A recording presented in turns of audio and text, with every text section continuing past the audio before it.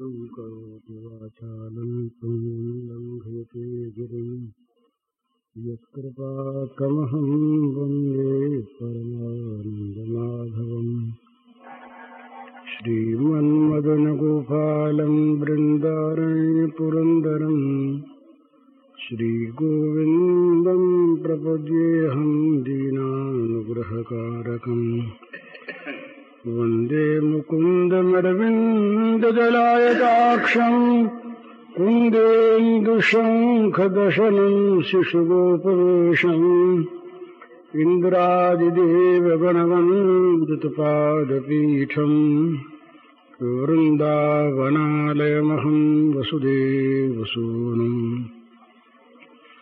नवजलधरवरनं चम्पकोद्भासिकरणं विकसितनलिनाश्रियं विस्फुरन्मन्दहास्यं कनकरुचिदुकूलं चारुबर्हावचूलं कमपि निखिलसारं नौमि गोपीकुमारम्। वंशीविभूषितकरान्नवनीरदाभात् पीताम्बरादर्णबिम्बफलाधरोष्ठात् पूर्णेन्दुसुन्दरमुखादरविन्दनेत्रात् कृष्णात् परं किमपि तत्त्वमहं न जाने। इस सामने दोहा लिखा बड़ा सुंदर। नारायण जाके दृगन, नारायण जाके दृगन, सुंदर श्याम समाय, फूल पात फल दारणी, ताकि वही लखाए। बड़ी सुंदर चीज है साधना की संपन्नता में प्राप्त होती है। पत्र पुष्प फल शाखा सभी में श्याम सुंदर के दर्शन हैं। जिनकी आंखों में ये प्यारा समा गया, इससे दूसरा कहीं नहीं दिखता। तो जब मैंने इसका सुनाया था आपको, एक कवि की उक्ति, कुछ सखियाँ इकट्ठी हुई और इकट्ठी होकर चर्चा करने लगी श्याम सुंदर की। इनके पास दूसरी चर्चा के लिए अवकाश नहीं।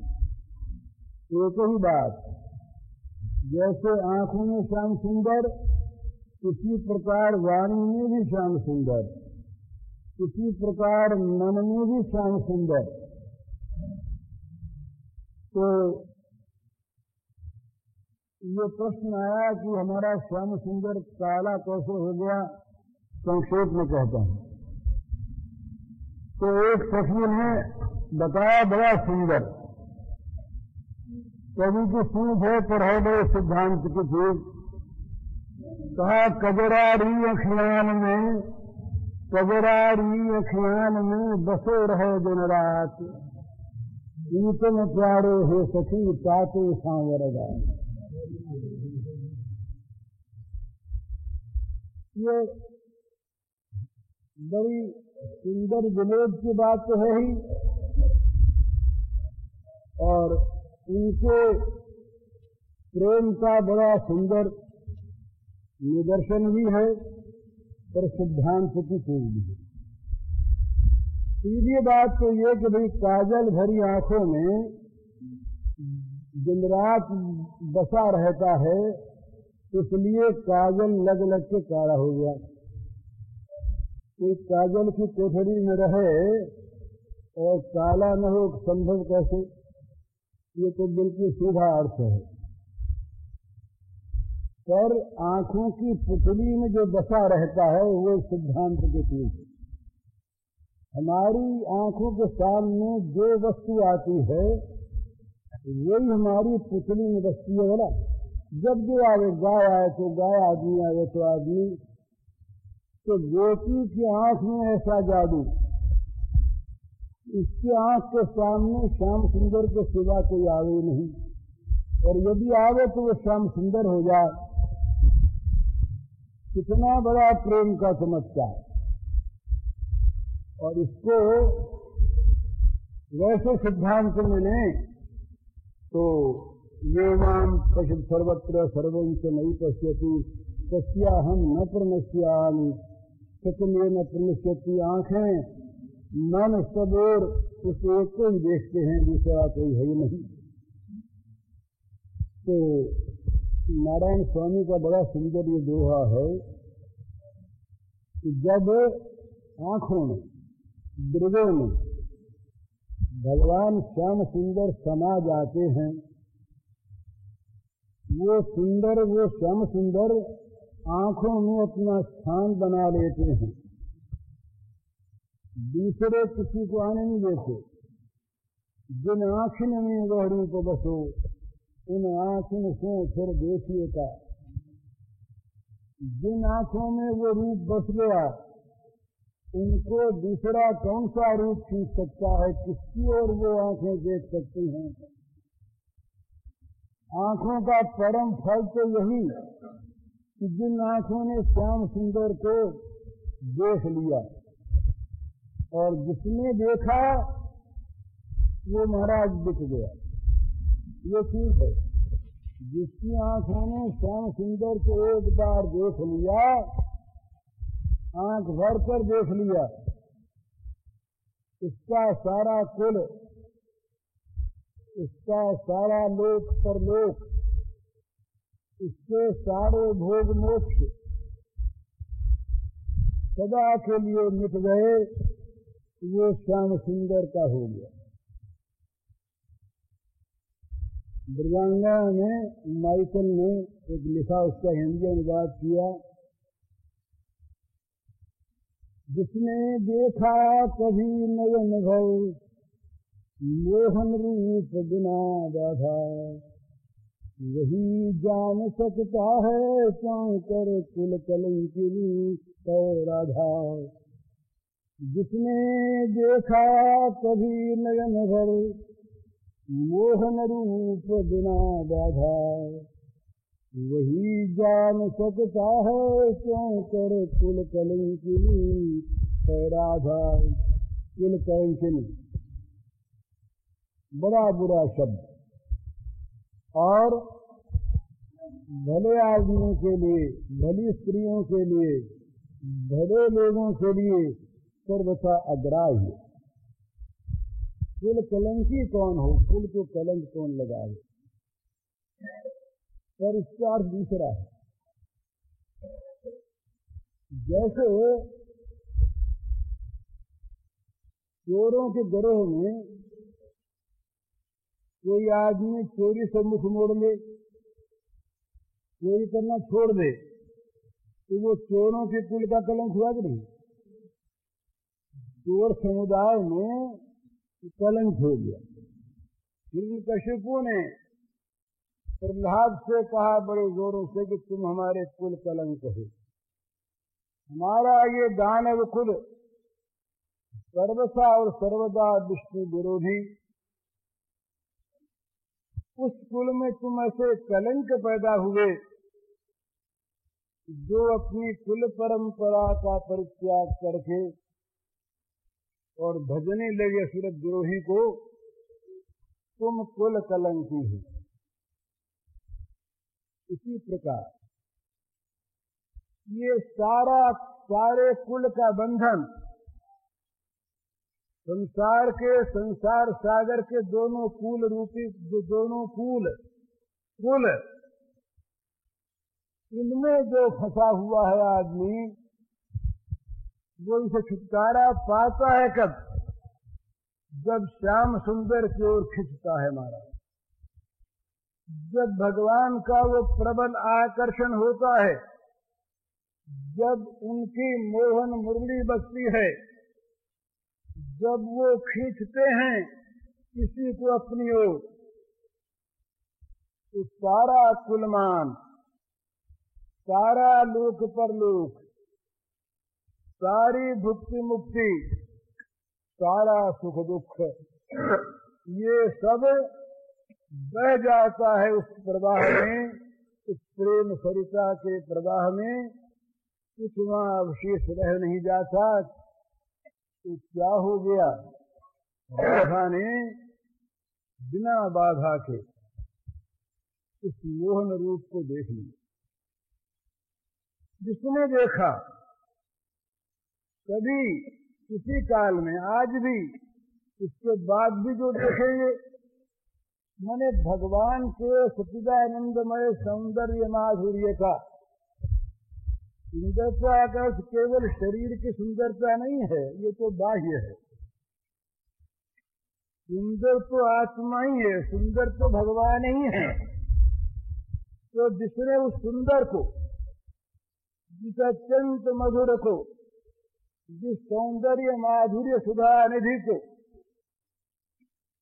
जिसने देख लिया, जिसने उसमें अवगाहन कर लिया, वो इस कुल के लिए कलंकी हो गया।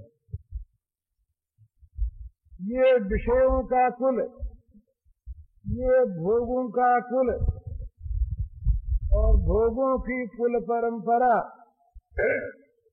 ये विषयों की गुलामी, ये इंद्रियों की दासता, ये मन का पारतंत्र, ये सब का सब भूल गया उसके जीवन में से। इसलिए जीवन वालों के लिए उसका कलंकी जीवन। भगवान श्याम सुंदर के लिए जो राधा कुल कलंकिनी बनी, वही तो वास्तव में कुलोद्धारिणी है। सारे कुल को पावन करने वाली वही। कुल कलंकी प्रहलाद, प्रहलाद का नाम दैत्यों के कोष में कुल कलंकी। और उस प्रहलाद के कारण से, जब प्रहलाद से भगवान ने कहा वर मांगो, प्रहलाद ने कहा महाराज वर मांगने की इच्छा का नाश कर दीजिए आप, अगर वर देना चाहते। कोई मांगने का मन न हो, और यदि देना चाहते हैं तो फिर वर मांगने की इच्छा हो गई। मेरे पिता दैत्य थे, उन्होंने बड़ा विरोध किया आपका, बड़ी गालियां दी आपको।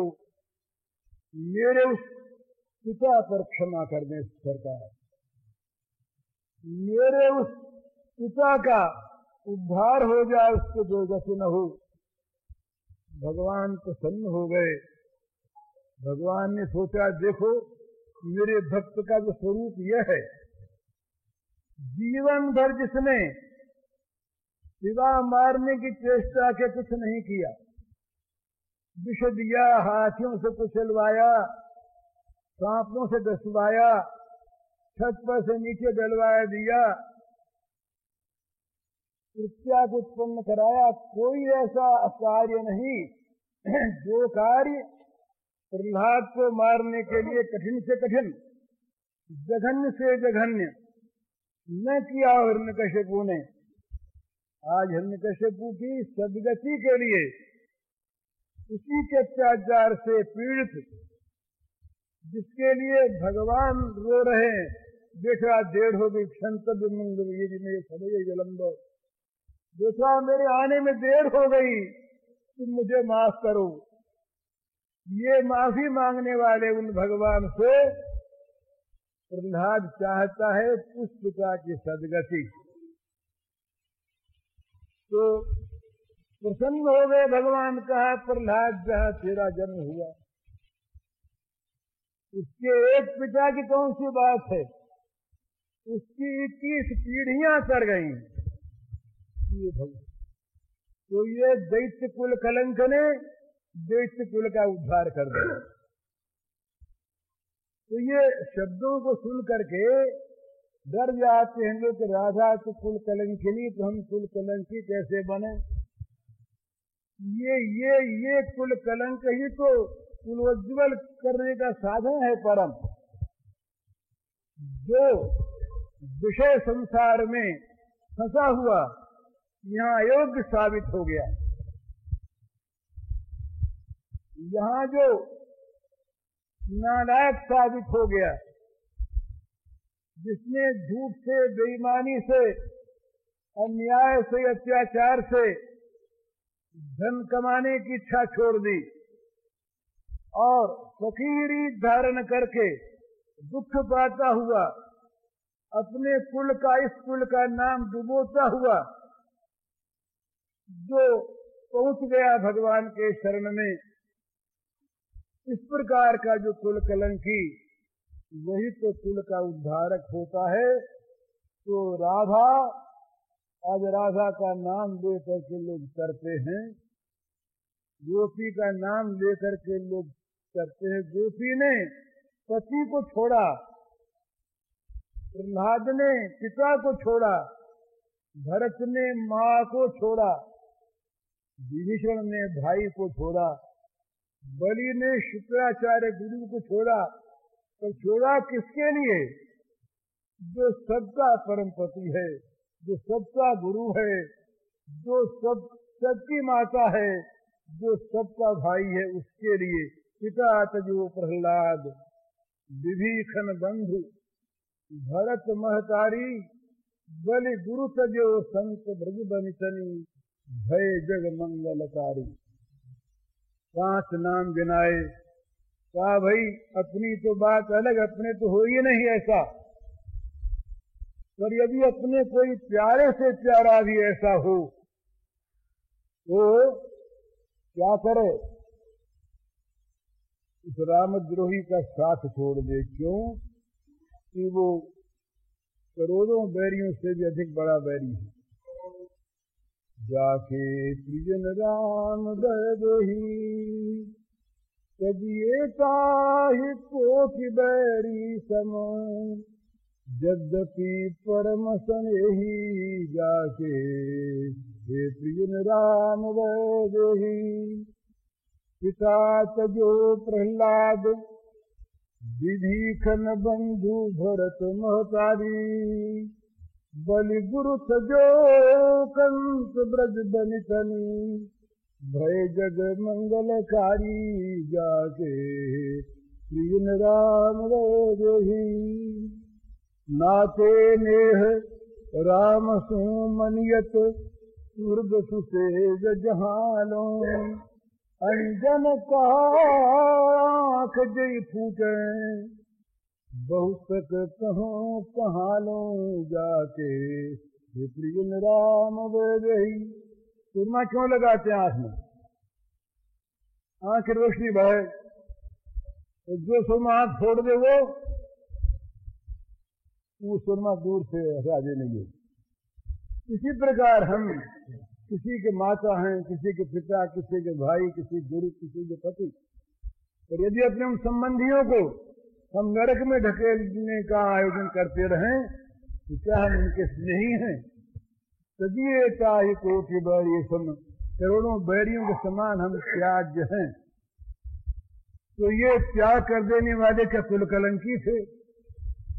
क्या प्रहलाद कुल कलंकी? क्या विभीषण कुल कलंकी? क्या भरत कुल कलंकी? श्री गोपांगना क्या कुल कलंकी? यही तो कुल का उज्ज्वल करने वाले हैं।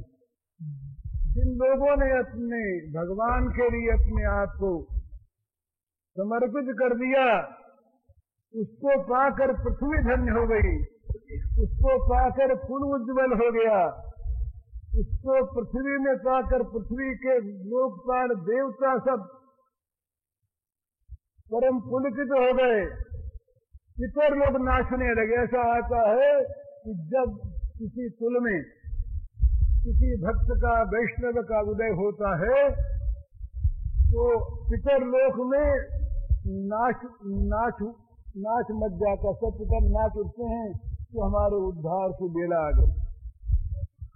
देवता लोग प्रमुदित हो जाते हैं कि हमारे लिए बड़ा सुअवसर आ गया, और भगवान भी सोचते हैं अपने मन में कि अपने को खेलने योग्य हृदय अभी मिलेगा। जिन हृदयों में कुवासनाएं भरी, जिन हृदयों में संसार की गंदगी भरी, जिन हृदयों में भोगों का रोग भरा, वहां भगवान कैसे खेलें? जो भगवान के लिए खाली सजाया हुआ सुसज्जित दैवी संपत्ति आदि से उस हृदय में, उस अंतस्थल में भगवान आकर क्रीड़ा करते हैं, भगवान आकर खेलते हैं, वो बनता है भगवान की लीला स्थली। भक्त का हृदय ये भगवान की लीला स्थली। इसको छोड़कर भगवान कभी कहीं जाते नहीं, जा सकते नहीं। अतएव सब जगह सर्वथा और सर्वदा प्रेम हो जाने पर क्या होता है कि वो फूल पात फलदार में ताकूं वही दिखा। नारायण जाके दृगन सुंदर श्याम समा। सुंदर श्याम भला हमारी आंखों में क्या समा रहा है? जरा अपनी आंखों को देखिए, अपनी अंदर की आंखों से। हमारी आंख मंदिर में जाकर, भगवान की श्री मूर्ति के सामने जाकर भी गहनों को देखेगी, पोशाक को देखेगी, भगवान को नहीं देखेगी। जब भगवान का प्रसाद खाने बैठेंगे हम, तो हमारी जीभ प्रसाद के स्वाद को देखेगी, प्रसाद की आत्मा को नहीं देखेगी। ये बड़ी विलक्षण चीज है। प्रसाद में स्वाद नहीं होता, प्रसाद में भगवान होते हैं। प्रसाद में भगवान होते, स्वाद तो जीव की चीज है। रघुनाथ के सामने विष आ गया। ससुराल में रघुनाथ भक्त एक रहे, तो बड़े धनी थे, पहले धनी परिवार था और गरीब हो गए, अत्यंत गरीब हो गए। सारी जिम्मेदारी उनकी बिका गई, बड़ी बड़ी बुरी अवस्था। तो रघुनाथ भिखमंगे हो गए, पेट भरने के लिए भीख मांगने लगे और पुरी में मंदिर के सामने भिखमंगों के टोली में खड़े रहते, भीख मांगते। उनकी पत्नी जो रही वो किसी राज्य में दीवान की लड़की थी। तो उनको मालूम हुआ इस प्रकार से वो तो भिखमंगा हो गया और किसी काम का रहा नहीं, मकान वकान रहा नहीं, खाने पीने को सामान नहीं। तो दुष्ट बुद्धि उतरी मन में, सोचा कौन पूछने वाला लड़की का दूसरा ब्याह कर देंगे। वो जमाना दूसरा था, जब दूसरे ब्याह का नाम सुनकर विवाहिता और विवाहिता न होकर वागदान दत्ता भी अपने आप को गाली मानती थी, गाली सुनना मानती थी। ये दशा थी उस समय। तो विवाह की बात जब तय की पिता ने और भाइयों ने, तो इसका जीव उबला, आग लगी, कैसे खबर दूं उसको। तो किसी प्रकार से चेष्टा करने पर पता लगा कि वो रघुनाथ इस समय पुरी में भिखमंगे के रूप में रहता था। बड़ा वो भक्त, इसके मन में भी भगवान की बड़ी निष्ठा रही। भगवान को याद किया, महाराज किसी प्रकार बचाओ सतीत्व को मेरे। एक ब्राह्मण कोई मिल गया, भगवान ने भेज दिया कि यात्री के रूप में। उसने चिट्ठी लिखी, इस प्रकार मेरा विवाह होने की बात हो रही है, तुम जहां हो जैसे हो मुझको आकर ले जाओ। चिट्ठी भी किसी सूत्र से बहुत जल्दी जा पहुंची उसके पास। वही उसने भगवान की मर्जी, भगवान को उसने याद किया, जगन्नाथ जी को कुछ ऐसी व्यवस्था हुई कि वो दूसरे दिन वहां पहुंचा। तो अपने ससुर के मकान के सामने पेड़ था। अब पेड़, अब रात को वहां तो पहरे लगे, कौन अंदर जाने दे भिखमंगे को। वो बाहर ही सो गया उस पेड़ के नीचे। इधर जब प्रातः का लोग उठे, उसके स्त्री के भाई साले वाले वो निकले, ससुर निकले, देखा तो पहचान दिया है तो वही। अब लोग लज्जा कुछ भी अंदर ले गए। ऊपर से जरा अच्छे बोले, लेकिन अंदर उनके वो जहर भरा था। तो उन्होंने मिल मिला करके कोठरी में बैठ करके सलाह की क्या करें। तो जहां बुरी बुद्धि आती है, बुरी नीयत, वहां बुरी उपज होती है बुद्धि में। तो उस बाप बेटों ने मिल के तय किया इसे जहर दे के मार देंगे, ये मरी जाएगा और उसके बाद फिर अपने कोई बोलने चालने वाला रहेगा नहीं, विवाह किसी प्रकार कर देंगे, कौन पूछता, हम तो दीवान ठहरे। तो उसने सुन लिया। वो बड़ी चौकन्नी थी, किसी प्रकार कान लगाए सुन रही थी, कैसे ही पता लग जाए ये लोग क्या करना चाहते हैं। उसके मन में था भय। फिर उसने कान लगाया तो उन्होंने ये कहा रसोइये से, ये कहा कि वो जानते थे कि ये बंगाल में एक मिठाई होती है संदेश, छेना से बनती है। तो वो संदेश खाना उसको अच्छा लगता था। ये विवाह के समय की ये बात उनको याद थी।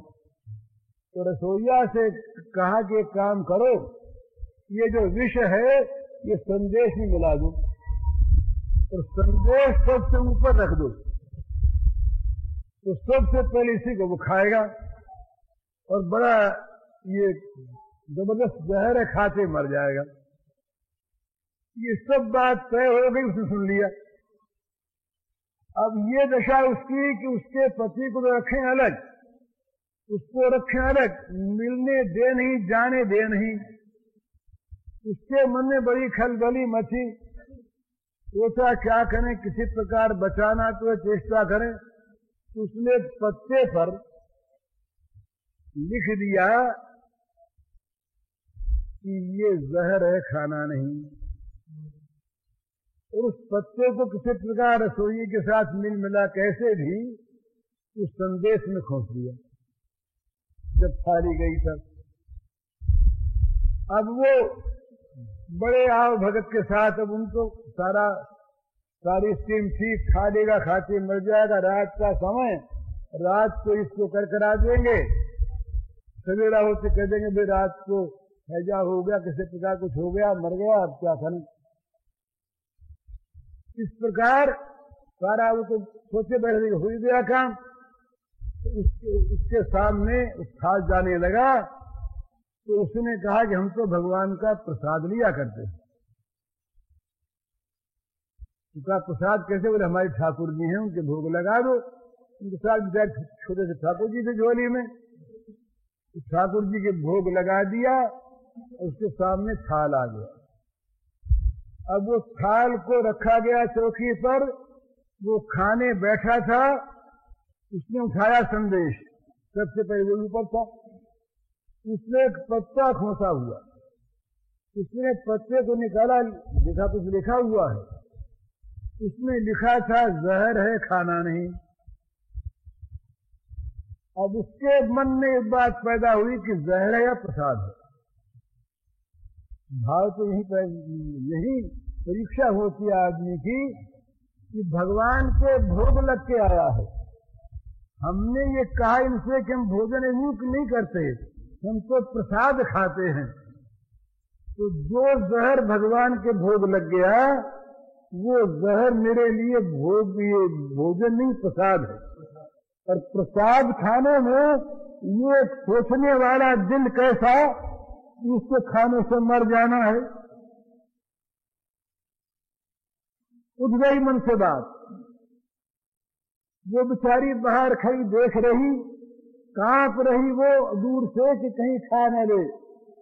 इसने उठाया संदेश, सिर नवाया भगवान से, प्रणाम किया, कहा महाराज आपकी याद करते हुए ये आपका प्रसाद में खा रहा हूं। खा लिया, जहर जानकर प्रसाद खा लिया। आज तो हमारा प्रसाद कहीं कोई जरा सा उसमें गंध भी आ जाए, बोले ठाकुर जी के भले लग गया हो, तो हमारे ठाकुर जी पत्थर के ठाकुर जी होते हैं। हम ठाकुर जी को पत्थर मानते हैं, कहीं भगवान थोड़ी मानते हैं। वो तो ठाकुर जी उसके थे, तो पत्थर थे नहीं, धातु थे नहीं, तो भगवान थे। भगवान को भोग लगा तो भगवान ने सोचा क्या करें, मुझे चमत्कार दिखलाना है आज। थोड़ी देर में वो बेहोश हो गया और उसके प्राण निकल, मर गया। अब सारे घर में खुशी मनाई जाने लगी, सब प्रसन्न हो गए कि काम बन गया। घर में कोई अगर दुखी था, एक वो लड़की थी दुखी और कोई दुखी नहीं। प्रतिकूलता अनुकूलता का संबंध होता है बोला। प्रतिकूलता में किसी की मृत्यु में सुख होता है और अनुकूलता में दुख होता है, ये स्वाभाविक बात है। वो रोकर अलग जाकर के बैठ गई, उसने भगवान से प्रार्थना की, भगवान मर गया कोई बात नहीं, सती हो जाऊंगी उसके साथ, लेकिन आपका प्रसाद खाया है इसने। प्रसाद खा करके अगर ये मर गया तो क्या प्रसाद खाने वाला कभी मरा है आज तक? वो बड़ी आर्त होकर भगवान को पुकारने लगी। हम अविश्वासी लोग, आज के व्यसनिष्ठ लोग, ये कैसे इस बात को समझें कि विश्वास में क्या शक्ति होती है और विश्वासियों के भगवान कैसे कहाँ काम करते हैं। हम इस चीज का अंदाजा नहीं लगा सकते। हम अपनी संदेह की वृत्ति से इन सब बातों को कपोल कल्पना, मिथ्या कल्पना, कवियों की कल्पना, लेखकों के रोचक वाक्य या लोगों को धोखे में डालने के लिए भक्त बने हुए लोगों की धोखेबाजी, जालसाजी कह देते। पर जिनको विश्वास है वो जानते मानते हैं। इसलिए प्रार्थना की महाराज। प्रार्थना करते ही लोगों ने, जो आसपास वो उसके साले वाले थे, उन्होंने देखा कि जिस कोठरी में वो बैठा हुआ प्रसाद लेने लगा था, जिसको इन्होंने बाहर से बंद कर दिया था कि वो मर गया, केवल खिड़की से देख रहे थे, इन्होंने देखा कि उस कोठरी में अकस्मात एक ज्योति फूट उठी, एक प्रकाश छा गया। देखा ये क्या हो गया, बिजली उस समय थी नहीं, कहा ये इतना प्रकाश कैसे आ गया। उन्होंने देखा, उनको तो नहीं दिखाई दिया, पर उस लड़की को दूर से दिखाई दिया। उस प्रकाश के अंदर एक सुंदर विग्रह निकला, प्राकट्य हुआ भगवान का, और भगवान ने जाकर उसको गोद में ले लिया, उस सिर पर हाथ फेरा, फेरते ही उठ बैठा, जाग गया, जीवित हो गया। इधर वो प्रकाश बंद हो गया। इसने अब तो वो लड़की सावधान, उसने बाहर से कुमार खोल दी। भाई ने कहा क्या करती क्या करी, बोले कुछ नहीं, अब नहीं बोलनी। कुमार खोल दिए, बाहर निकाला, कहा क्या बात, प्रसाद खाया था। तो फिर वो निकल चले वहां से दूसरे दिन। पीछे फौज वोज गई, उसको भगवान ने मार भगाया। ये लंबा इतिहास। कहने का मतलब ये है, बात चल रही थी प्रसाद की, प्रसाद की बात हो रही थी, तो क्या कह रहा था भूल गया मैं।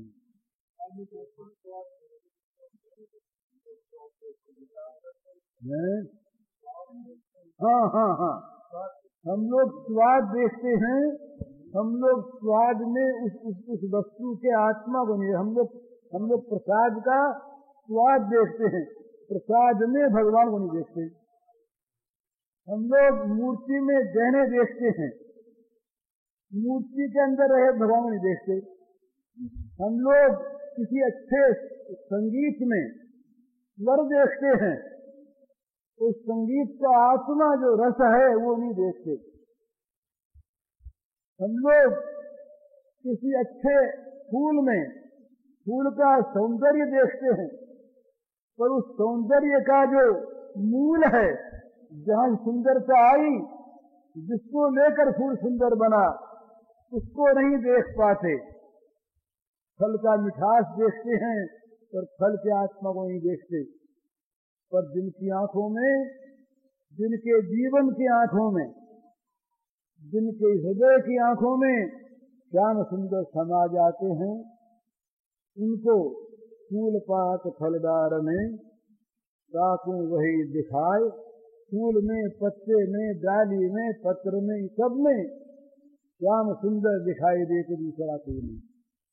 तो पहले जब तक प्रेम न हो, जब तक ऐसी आंखें न हो, तब तक ऐसा अभ्यास करे, मान कर करे, कल्पना से करे, विश्वास से करे कि सारे प्राणियों में, सब में भगवान, तुलसी या संसार में सबसों मिलिए धार। का जानो का वेश में नारायण मिल जाए, पता नहीं किस वेश में कहाँ नारायण प्रकट हो जाए। किसी से द्वेष मत करो, किसी को नीचा मत मानो, किसी का अपमान मत करो, किसी को दुखी मत बनाओ। सबका सुख, सबका हित, सबका सम्मान, सबकी पूजा भगवत बुद्धि से करो तो सर्वोत्तम, आत्मबुद्धि से करो बड़ा अच्छा, और बदला पाने के लिए भी करो तब भी बुरा नहीं। लेकिन पता नहीं किसमें कौन है। महाराज पीछे पछताना पड़ता। दमयंती जब मौसी के यहाँ गई, दीना खिन्ना प्रतिष्ठित के द्वारा परित्यक्ता, कहाँ जाए। उस अवस्था में उसने देखा कि कहीं जाकर दमयंती नाम बताऊंगी तो एक मेरे स्वामी की बदनामी होगी। छोड़ दिया स्वामी ने। अर्धवस्त्रा दमयंती को जंगल में अकेली छोड़ दिया, सती स्त्री को। और गरीबी में घर वाले भी पराये हो जाते हैं। महाराज यही बात, गरीब दोस्त को, गरीब भाई को, गरीब संबंधी को बड़े लोग भाई कहने में शर्माते हैं। ये संसार का स्वभाव है। दमयंती ने सोचा कि दासी बन के रहना है, कहीं पेट भरना है, जब तक दिन न फिरें। मौसी के यहाँ गई, कहा मुझे रख लो, मैं किसी पुरुष की सेवा नहीं करूंगी, बिछौने नहीं बिछाऊंगी, धोती पुरुष की नहीं धोऊंगी, घर में झाड़ू दूंगी, बर्तन मांगूंगी, सब काम करूंगी। पहचान नहीं सकी मौसी, रख लिया। अब वो सर्वगुण संपन्ना द्रौपदी रही। द्रौपदी में गुण ही, दमयंती में सारे गुण ही गुण। पर जब मौसी को पता लगा कि ये बेटी दमयंती थी, तो उसके दुख का पार नहीं रहा। मैंने इससे दासीपन का काम करवाया, मेरी बेटी ये जिससे मैंने ये झूठे बर्तन मंगवाए। ये जब पांडव गए विराट नगर में, और महाराज विराट के यहाँ जब ये सेवक बन करके रहे, और जब उस बृहन्नाला बने हुए अर्जुन ने कौरव सेना को परास्त कर दिया, नाम हुआ विराट कुमार का कि उसने मारा। पर जब उसने आकर के भेद खोला, उसने पिता से कहा, महाराज कि जो आपके चरणों में बैठे हैं सेवक, ये पांचों पांडव थे, इन्हीं के कारण मेरी विजय हुई। जो बृहन्नला घर के अंदर रहकर ये गाना वाना सिखाया करती थी हिजड़े के रूप में, वो साक्षात पार्थ अर्जुन है। इन्हीं की बदौलत मैं जीता नहीं। मुझे तो बांध दिया था रथ से कि मैं भाग न जाऊं, मेरी तो दशा हुई। जीतने वाले ये हैं। उस समय विराट नीचे उतर गए आसन से, युधिष्ठिर को बैठाया ऊपर, कहा महाराज बड़ी गलती हुई, बड़ा अपराध हो गया मुझसे, मैंने पहचाना। तो चाहे पहचाने न पहचाने, इतना जान रखें इन सब में, इन सब के बाहर, ब्राह्मण चांडाल सब में, पशु पक्षी सब में, ये जड़ चेतन सब में हमारे भगवान भरे हैं। प्रणमेदन्य सबको प्रणाम करे, सबका हित चाहे। एक कहानी है, कहानी सच्ची घटना है। ये राजस्थान में सेठ लोग रहते, तो इनके कारोबार सब बाहर थे, और बड़े सेठ लोग प्रदेशों में कम जाया करते, मुनीम लोग जाया करते। एक बार एक सेठ का लड़का कहीं दुकान पर गया प्रदेश में, बहुत दिन हो गए, आया नहीं। ये चिट्ठी पत्रियां भी भेजी जाती थी कासीदों के द्वारा, डाक नहीं थी, संदेश वाहक लोग रहते थे, वो ले जाते थे। कारोबार चलता था आज की तरह से, न गवर्नमेंट, न टैक्सेस, न इतनी चीज, न इतनी कवालत, न इतने केस मेमो, कुछ खावा नहीं, सीधा सादा ईमानदारी का काम। तो दुकानें सब चलती खूब मजे में। एक सेठ का लड़का गया प्रदेश, बहुत दिन हो गए, उसमें समाचार मिला, न कोई आदमी आया, न चिट्ठी आई। 4-6 महीने बीत गए, तो पिता के मन में बड़ी एक वेदना हो गई, संदेह हो गया कि न मालूम क्या हुआ। हुई यही बात, वहां दुकान में घाटा लग गया, कुछ रुपए लोगों के देने रह गए, वो लड़का बीमार हो गया, लोगों ने साथ छोड़ दिया, मुनीम गुमास से सब भाग गए, वो अकेला रह गया दुखी। समाचार कौन दे, पैसा पास नहीं। ये धनी यहाँ पर, ये धनी थे, इनको मालूम नहीं कि वहां कारोबार की यह हालत हो गई। इन्होंने सोचा कि चलो हम स्वयं जाएं, जा करके बेटे की खबर लें। उधर वो लड़का परेशान जब हो गया, किसी प्रकार से कुछ राह खर्च जुटाकर उसने भी सोचा कि चलो घर चलें, पिताजी तो संपन्न होंगे ही, काम सारा बन जाए। इधर लड़का चला देश के लिए, इधर देश से उसके पिता शेर चले वहां के लिए। रास्ते में एक जगह, अभी तुफात की बात, एक धर्मशाला थी, सराय। इधर से सेठ आए, इधर से लड़का आया। तो लड़का पहले पहुंच गया था, तो धर्मशाला की कोठरी में वो टिक गया। उस बेचारे को बड़े जोर का दमा हो रहा था, खांसी आ रही बड़े जोर से, कपड़े वपड़े भी उसके पास ठीक नहीं, ज्यादा के दिन।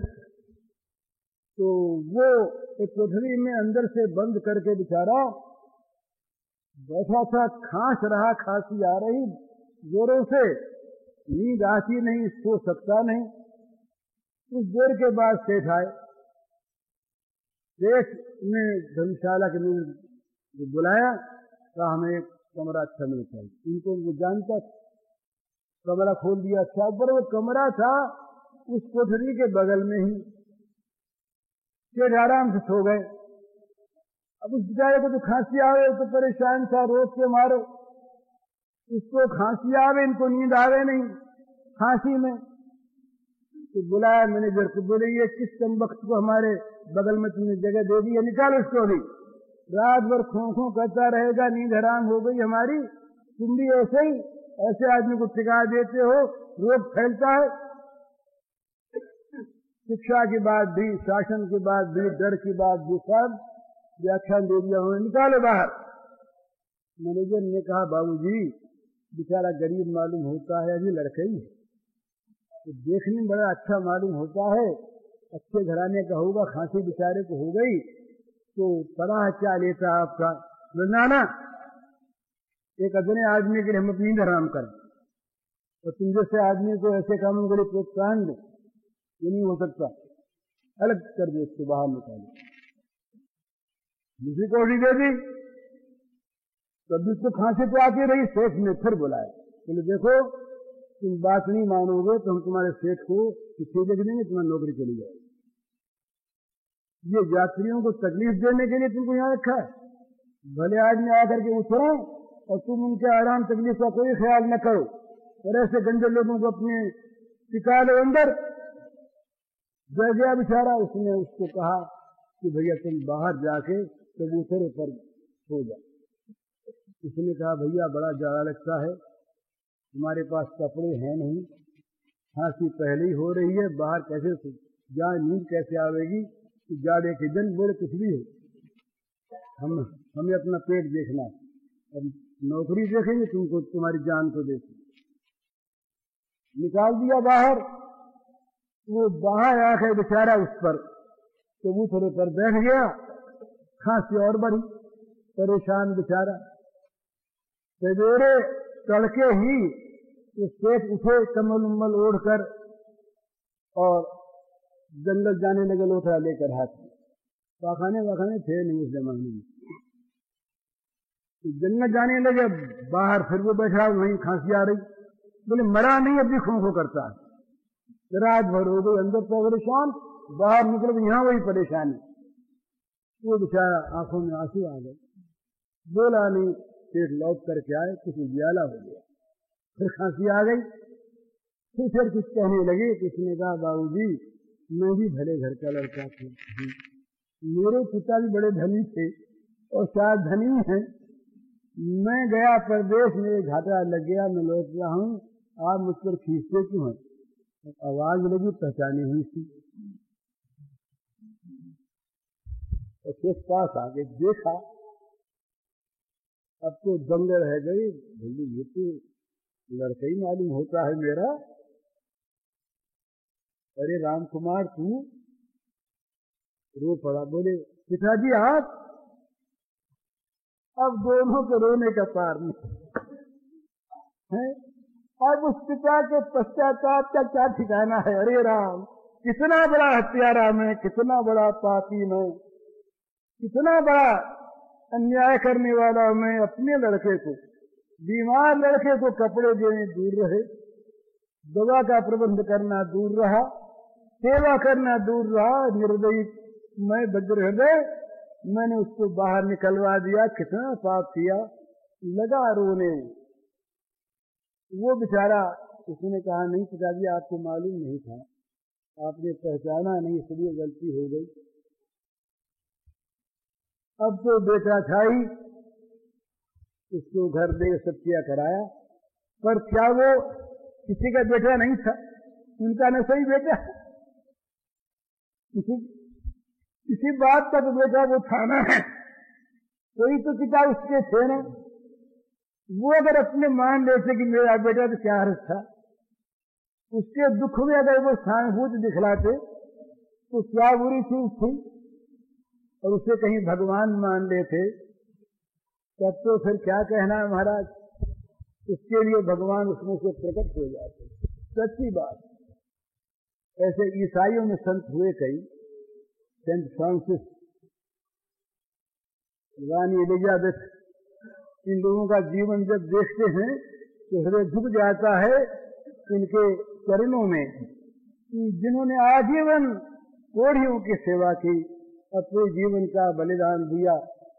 जिनके पास कोई नहीं जाता, उन कुष्ठ रोगियों के पास ये लोग जाकर के मरम पट्टी करते रहे।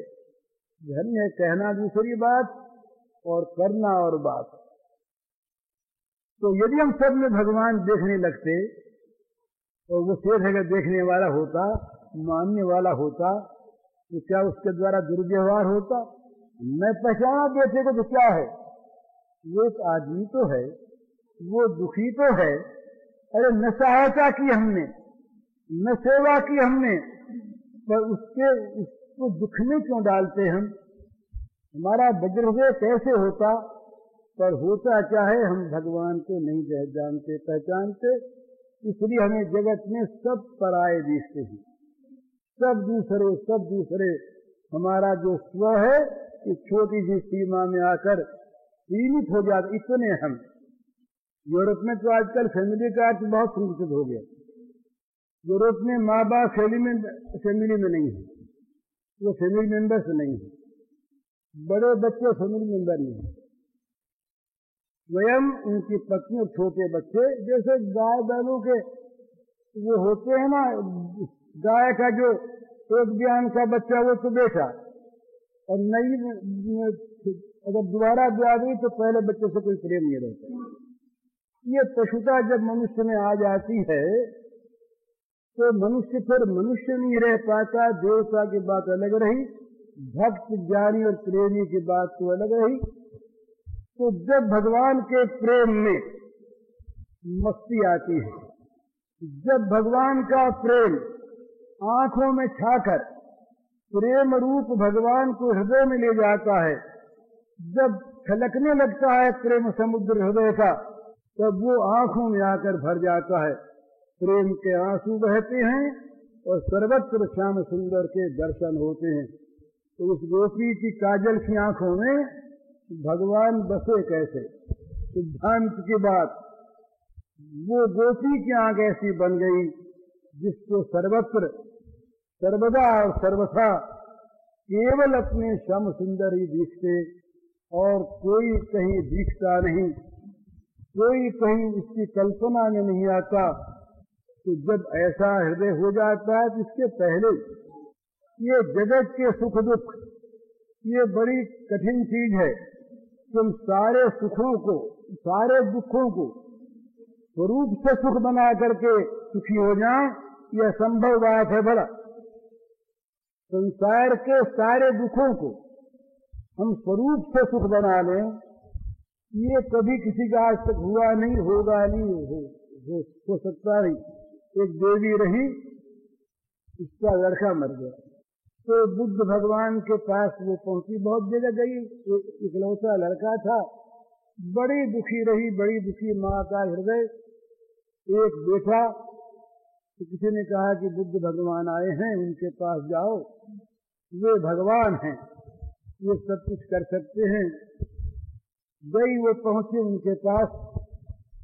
बुद्ध ने कहा, ठीक बात है बहन, तुम्हारा बेटा जिंदा हो सकता है। तो अभी करूंगी। बोले एक काम करो, जिस घर में कोई न मरा हो उस घर की थोड़ी सी धूल ले आओ, या सरसों दाने कोई कैसे धूल ले। वो गई है घर में, बोली हमारा बेटा मर गया, रोती हुई। बोली कहो क्या करें, सहानुभूति। तो कहा कि बुद्ध भगवान ने हमसे कहा है कि जिस घर में कोई न मरा हो उस घर की धूल ले आओ, तो हम तुम्हारे बेटे गिरा देंगे। देखा भाई हमारे तो 2 ही महीने हुए पिताजी मरे हैं। कहने का मतलब ये कि ऐसा कोई परिवार उसे मिला नहीं, ऐसा कोई घर उसे मिला नहीं जहां मौत न आई हो, ऐसा कोई घर नहीं मिला जहां मृत्यु के दर्शन न हुए हों। तो वो वहां से लौट आई। बुद्ध भगवान से कहा कि महाराज ऐसा घर तो कोई नहीं मिला। तो नहीं मिला तो फिर नहीं मिला। क्या कह रहा था, भूल गया। अरे ये तो निश्चित पहले मैं भूल जाता हूँ। हाँ, अब आ गया। संसार के दुखों को कोई स्वरूप से सुख बना ले, मौत बंद हो जाए, बुढ़ापा बंद हो जाए, बीमारी बंद हो जाए, धन का घटना बंद हो जाए, घर वालों का मरना बंद हो जाए, नए दुख हो जाएंगे उससे। जब बूढ़ों की जमात इकट्ठी हो जाए, सबका मरना बंद हो जाए, तो अभी कहते हैं कि इतनी जनगणना, ये जनसंख्या अधिक हो गई, तो क्या करेंगे? तो बूढ़ों के कत्ल का फरमान निकालना पड़ेगा, कानून बनाना पड़ेगा, इन सबको मरवा दिया जाए, नहीं तो लोग रहेंगे कहाँ? हाँ, जब ये समस्या हो जाए समाज के सामने, देश के सामने, तो भगवान सब अच्छा करते हैं। पर कोई ये चाहे कि हमारे जीवन में प्रतिकूलता आवे नहीं, सुख हो जाए, अनुकूलता बनकर ये कभी होगा नहीं, हुआ नहीं, होता नहीं। तो करना क्या है? हमें इन सब में भगवान को देखना है। सुख में भगवान को देखना है, दुख में भगवान को देखना है, अनुकूलता में भगवान को देखना है, प्रतिकूलता में भगवान को देखना है, अपमान में भगवान को देखना, मान में भगवान को देखना है, पत्ते में, फूल में, डाली में, सब में हमें भगवान को देखना है। तो भगवान को देखने वाली आंखें बन जाओ तो सारा दुख मर गया। सर्वत्र मौत आवेगी तो कहेंगे आओ प्यारे गले लगो, तुम मौत बन के आ गए ना प्रियतम, दूसरा कोई आता नहीं, तो दूसरा मौत बन सकता है क्या? ये हमारे प्रियतम प्यारे ही मौत बन करके आए हैं, गले लगो आओ, करो आलिंगन हमें, बस हमको तुम ले चलो अपने घर। कितना सुंदर भाव है। डर नहीं मौत से, डर नहीं दुख से, डर नहीं अपमान से, डर नहीं पीड़ा से, किंतु सर्वत्र श्याम सुंदर का उनको तो स्पर्श प्राप्त होगा। स्पर्श केवल चमड़ी का स्पर्श नहीं, वो तो स्पर्श है आत्मा का, आत्मा से स्पर्श। भगवान का स्पर्श चमड़ी से नहीं होता, चमड़ी का स्पर्श दूसरा, भगवान का जो स्पर्श होता है ये तो अंतरात्मा से होता है।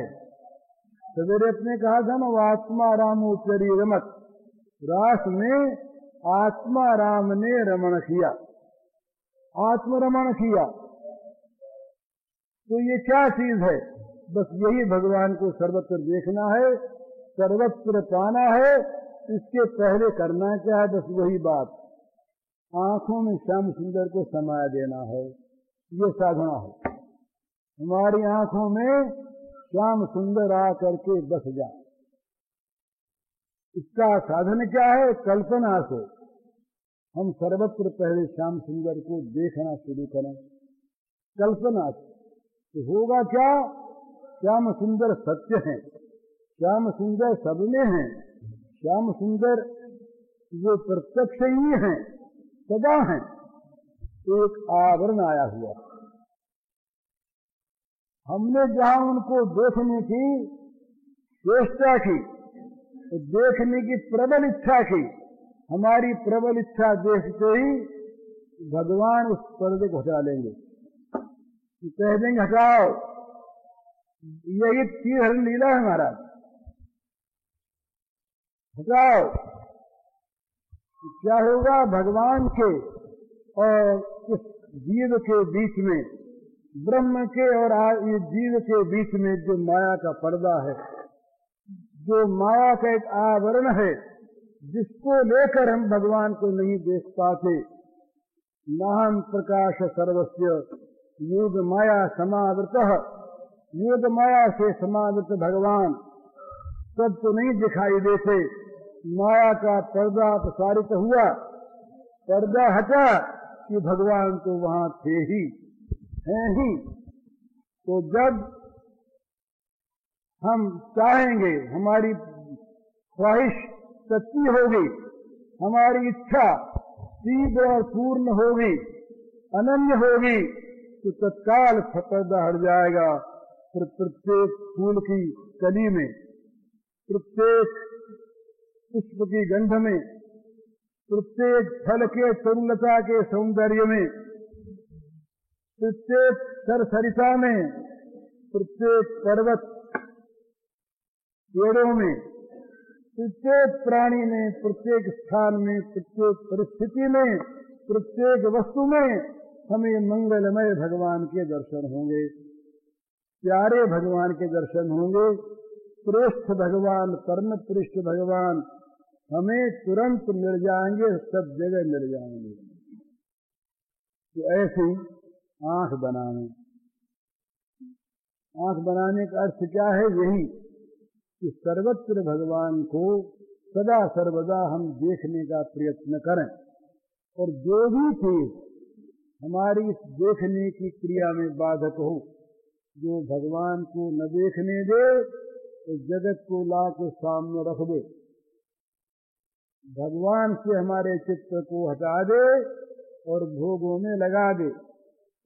वो विद्या अविद्या, वो मित्र अमित्र, वो शिक्षा कुशिक्षा, वो धन धननाश, वो मान सर्वथा अपमान, वो मुक्ति परम बंधन, बस बिल्कुल उल्टी चीज।